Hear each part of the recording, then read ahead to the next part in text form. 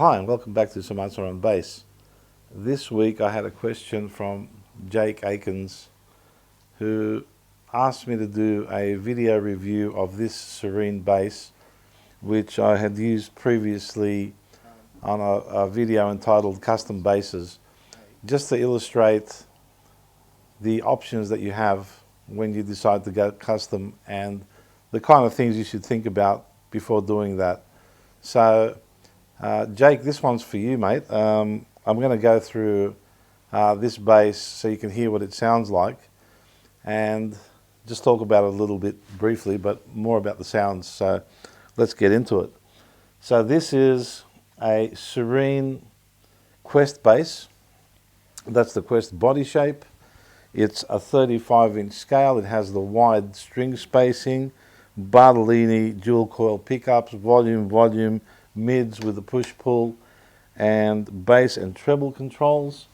It has an ebony fretboard, the top and the back are cocobolo. It is a neck-through instrument.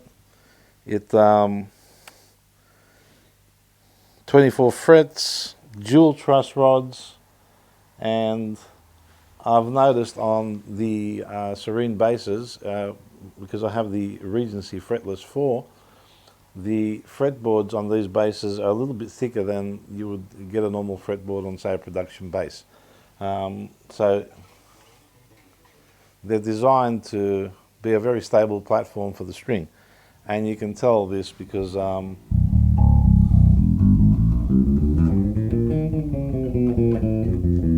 doesn't really have any dead spots at all. Very consistent throughout the range, which is a really great thing. And because those strings have all that energy in them, you find that your tone controls have a big range because there's stuff there to boost and cut, because you have that kind of the full frequency range in the strings because the platform is so stable. So in my mind it sort of reflects the energy back into the string, so it doesn't sap away any particular frequencies. And sometimes pickup combinations and maybe a bolt-on neck or a set neck have particular characteristics, some of them which are like the P bass or the jazz bass, very desirable characteristics. But if you're looking for something a little different to that and with a bit of versatility, then this sort of platform is very, very good. And this is very similar construction to, say, alembic basses. The difference with the alembic basses is most of them come with a filter system, which is different to your bass, mids, treble. And so it's a very playable bass, very nice feel to it. It is heavy. It's probably the heaviest bass that I own. However, having said that, I need to clarify that strapped on, it doesn't feel very heavy at all. And Scott is a great designer, and he's, if you look at the website, you'll see he's designed a whole number of fantastic things, including bridges. He's put a lot of work and effort into this because when you strap this on, it's totally balanced and it just feels a lot lighter than what it is. So that's an advantage because you do get some basses that are lighter than this but actually feel heavier because of the way they sit. It's a lot more work holding them up. This one here is just like effortless. It's just so well balanced, it's unbelievable, especially for something with dual truss rods, you know. So what I'm going to do, I'm going to start with the neck pickup, so you sort of P sound, and go across to the two pickups, playing with the EQ as we go, and you'll be able to see what I'm doing. You'll hear it, and then end up at the bridge for that more jazz tone, and we'll get a good idea on the range of sounds it can produce. So let's do that.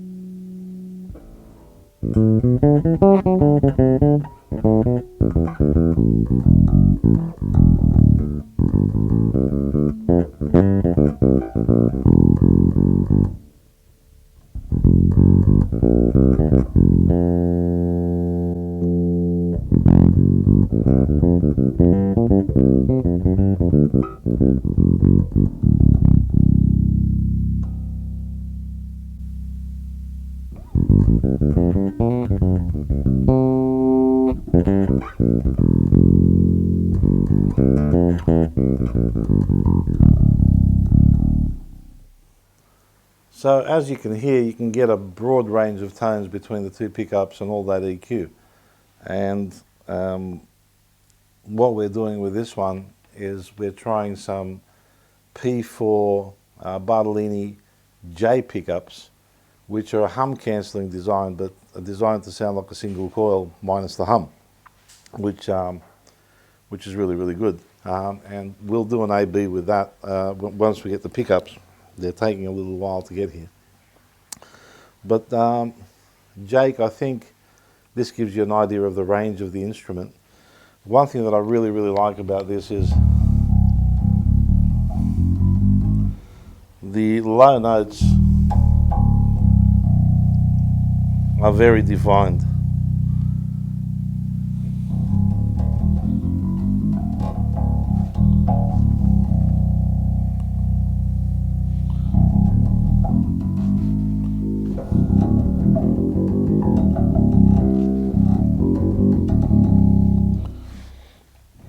So it's got a beautifully usable range all the way to the bottom here.